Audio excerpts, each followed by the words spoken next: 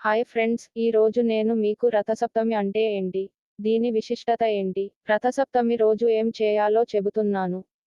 రథసప్తమి అంటే ఏంటి, దీని విశిష్టత ఏంటి? సూర్యుడే మనకు కనిపించే దేవుడు. ఆయన వల్లనే నేలపై జీవరాశులు మనగలుగుతున్నాయి. భౌతిక దృష్టికి గోచరించని సూర్యుని విశిష్టతలను మన ధర్మం గుర్తించి కొనియాడింది. సూర్యారాధన అత్యంత ప్రాచీన సంప్రదాయం. లోకరక్షణ కోసం సూర్యుడు రథాన్ని అధిరోహించిన రోజు రథసప్తమి.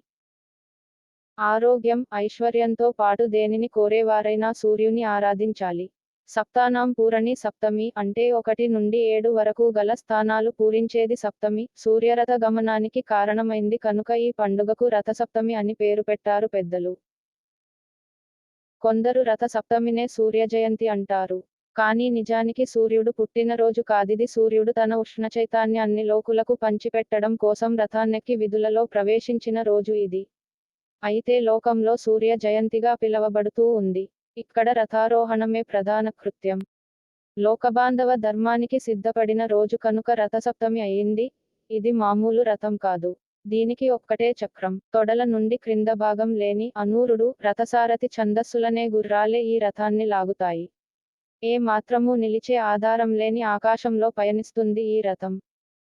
ఇన్ని విలక్షణ విశేషాలున్నాయి కనుకనే ఈ పండగని రథం పేరుగల సప్తమిగా వ్యవహరిస్తారు. సూర్యుడు రథోద్యోగంలో చేరింది మొదలు రాత్రింబవళ్లు తిరుగుతూనే ఉన్నాడు. ఒక్కరోజు కాదు, ఒక్క నిమిషం కూడా ఎక్కడా కూర్చునే ఉద్యోగం కాదది. ఆయన సారథి అంతే. కాళ్ళున్నవాడు ఎక్కడికైనా ఎప్పుడైనా విహారానికి వెళ్ళవచ్చు, కానీ వికలాంగుడైన అనూరుడు అలా చేయలేడు.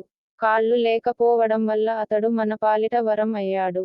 సూర్యరథానికి ఉన్న గుర్రాలను ఛందస్సులంటారు. ఇవన్నీ వేద ఛందస్సులు. అవి: 1 గాయత్రి, 2 త్రిష్టుప్, 3 జగతి, అనుష్టుప్, 5 పంక్తి, 6 బృహతి, 7 ఉష్ణికనేవి. వాటికి ఎప్పటికీ అలసట లేదు. గుర్రం వేగవంతమైన చైతన్యానికి చిహ్నం. సూర్యుని 7 గుర్రాలు 7 రకాల కాంతి కిరణాల్ని ప్రసరిస్తూ ఉంటాయి కనుక సూర్యకిరణాల్లో 7 రంగులుంటాయి. రథసప్తమి రోజు ఏం చేయాలంటే: మాఘశుద్ధ సప్తమి సూర్యభగవానుడు పుట్టిన తిథి. సకల జగత్తుకి వెలుగునిచ్చే సూర్యుడు రథాన్ని ఎక్కి తన దిశ నిర్దేశాన్ని మార్చుకునే రోజు. అలాంటి సమయంలో చేయాల్సిన కొన్ని పనులు చేయటం వల్ల ఆరోగ్యం వృద్ధి చెందటమే కాదు, దీర్ఘకాలిక వ్యాధుల నుండి కూడా ఉపశమనం లభిస్తుందని చెబుతున్నాయి మన శాస్త్రాలు. రథసప్తమి ముందు రోజు రాత్రి ఉపవాసం ఉండి మర్నాడు ఉదయం సూర్యోదయానికి ముందుగానే స్నానం చేయాలిట. స్నానం చేసేటప్పుడు మగవారు 7 జిల్లేడు ఆకులు, ఆడవారు 7 చిక్కుడు ఆకులు తలపై, భుజాలపై ఉంచుకుని ఈ కింద మంత్రాన్ని చదువుతూ స్నానం చేయాలి. జననీ త్వం హి లోకానం సప్తమి సప్తసప్తికే, సప్తవ్యాహృతికే దేవి, సమస్తే సూర్యమాతృకే. సప్తాశ్యములు గల ఓ సప్తమి, నీవు సకల భూతములకును లోకములకును జననివి. సూర్యునికి తల్లినైన నీకు నమస్కారము అని ఈ మంత్రమునకు అర్థం. ఈ సప్తమి నాడు ఆవు నెయ్యితో దీపారాధన చేయటం శ్రేయస్కరమట. మన పెద్దవాళ్ళు రథసప్తమి రోజు ఆరుబయట, సూర్యకిరణాలు పడే చోట, తూర్పు దిక్కున తులసికోట పక్కగా ఆవు పేడతో అలికి, దానిపై వరిపిండితో పద్మం వేసి, పొయ్యి పెట్టి ఆవుపేడతో చేసిన పిడకలు అంటించి, ఆవు పాలు పొంగించి, ఆ పాలల్లో కొత్త బియ్యం, బెల్లం, నెయ్యి, ఏలకులు వేసి పరమాన్నం తయారు చేస్తారు. తులసి కోట ఎదురుగా 7 చిక్కుడుకాయలతో రథం చేసి చిక్కుడు ఆకులపై పరమాన్నం ఉంచి దేవుడికి నైవేద్యంగా పెట్టేవారు. కానీ ఇప్పుడు కాలం మారింది, దానికి అనుగుణంగా మనం కూడా మారాల్సి వచ్చింది. పొయ్యలు పోయి గ్యాస్ స్టవ్లు వచ్చాయి కాబట్టి వాటినే ముందుగా శుభ్రం చేసుకుని పసుపు రాసి కుంకుమ బొట్లు పెట్టి ఆవుపాలు పొంగించి దానితో ప్రసాదం చేసి సూర్యునికి నైవేద్యం పెట్టవచ్చు. రథసప్తమి నాడు దేవుడికి ఎరుపు రంగు పువ్వులతో పూజ చేస్తే మంచిదట.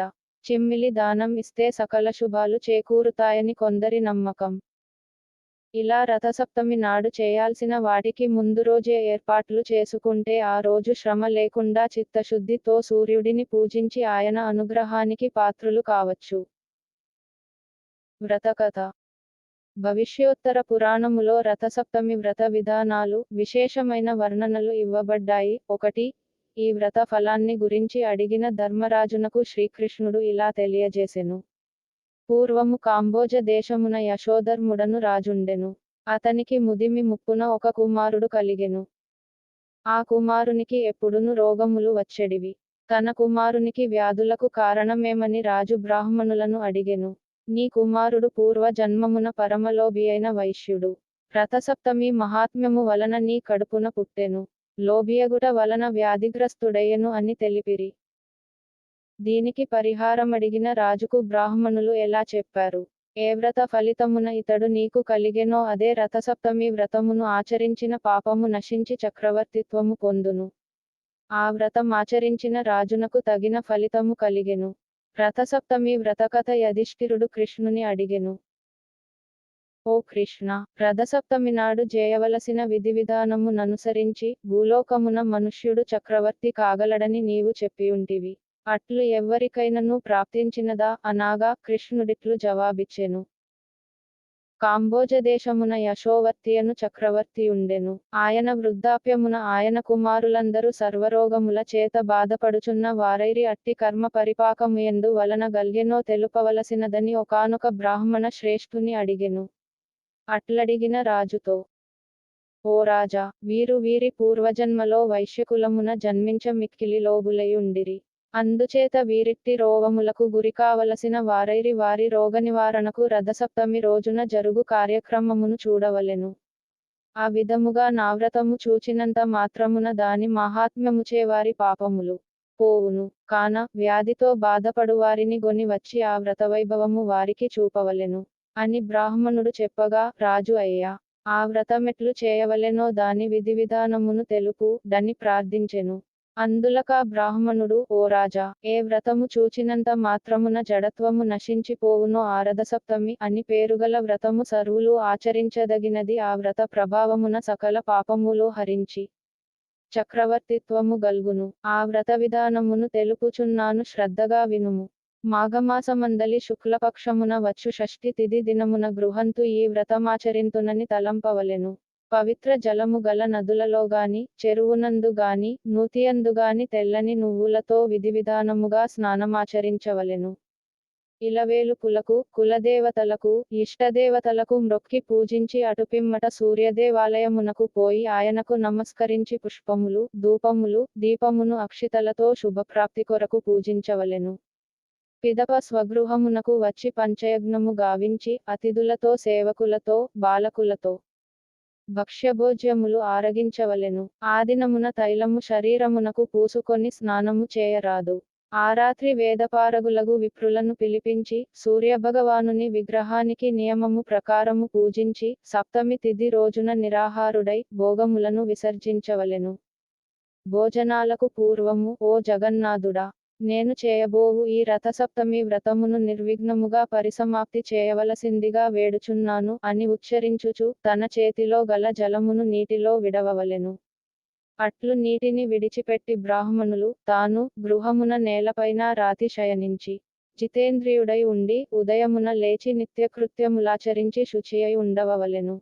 ఒక దివ్యమైన సూర్యర్ధాన్ని దివ్యమాలికలతోనూ చిరుగంటలతోనూ సర్వోపచారాలతోనూ తయారు చేసి సర్వాంగములను రత్నాలు, మణులతో అలంకరించవలెను.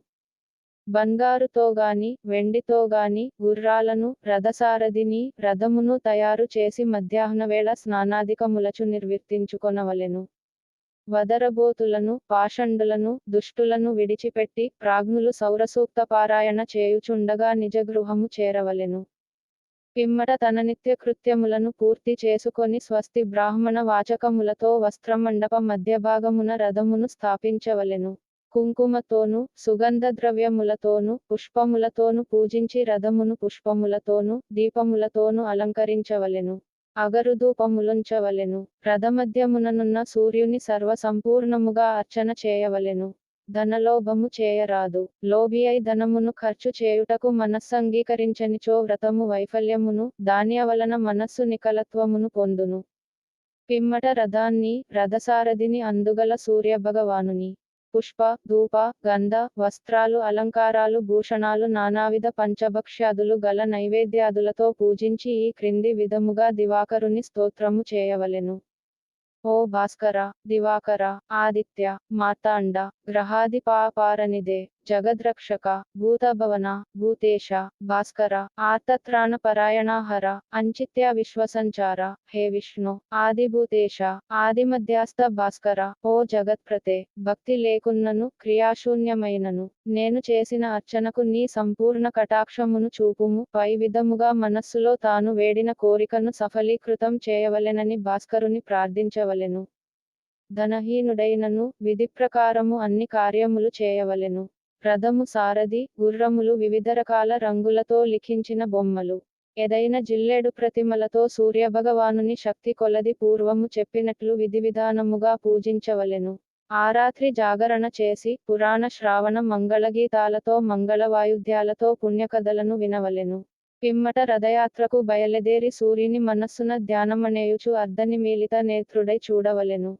ప్రాతఃకాలమున లేచి విమలుడై స్నానకృత్యము నిర్వర్తించుకొని బ్రాహ్మణులకు తృప్తిగా భోజనము పెట్టి వివిధ రత్నభూషణములతో ధాన్యాదులతో వస్త్రాలతో తృప్తిపరచవలెను. అట్లు చేసిన అశ్వమేధయాగము చేసిన ఫలము లభించును అని బ్రహ్మవిధులు చెప్పిరి. పిమ్మట యథాశక్తి దానము నీయవలెను. ఈ రథమును తమ పురోహితులైన గురుదేవులకు రక్తవస్త్రయుగళంతో సమర్పించవలెను. ఆ విధంగా చేసినచో ఎందుకు జగత్పతిగాకుండును. కాన సర్వయత్నముల చేత రథసప్తమి వ్రతమాచరించవలెను. దానివల భాస్కరానుగ్రహము గల్గి మహాతేజులు బలపరాక్రమవంతులు అయి విపుల భోగములననుభవించి రాజ్యమును నిష్కంటకముగా చేసికొందురు. ఈ రథసప్తమి వ్రతమును చేసినచో పుత్రపౌత్రాదులను బడసి చివరగా సూర్యలోకము చేరును. అక్కడ ఒక కల్పకాలము చక్రవర్తి పదవి ననుభవించును. కృష్ణుడు చెప్పుచున్నాడు. ఈ విధంగా ఆ ద్విజోత్తముడు సర్వవిషయములను చెప్పి తన దారిని తాను పోయెను. రాజు ఆ బ్రాహ్మణ శ్రేష్ఠుడుపదేశించిన రీతిగా ఆచరించి సమస్త సౌఖ్యముల ననుభవించెను. ఈ విధముగా ఆ రాజపుత్రులు చక్రవర్తిత్వమును పొందిరి. ఈ కథను భక్తితో ఎవరు విందురో వారికి భానుడు సంతసించి మంచి ధనధాన్య సంపదనిచ్చును. ఈ విధముగా బంగారుతో చేయబడిన సారథి గుర్రాలతో గూడుకొనిన శ్రేష్ఠరథమును మాఘమాస సప్తమి రోజున ఎవరు దానము చేదురో వారు చక్రవర్తిత్వమును పొందగలరు.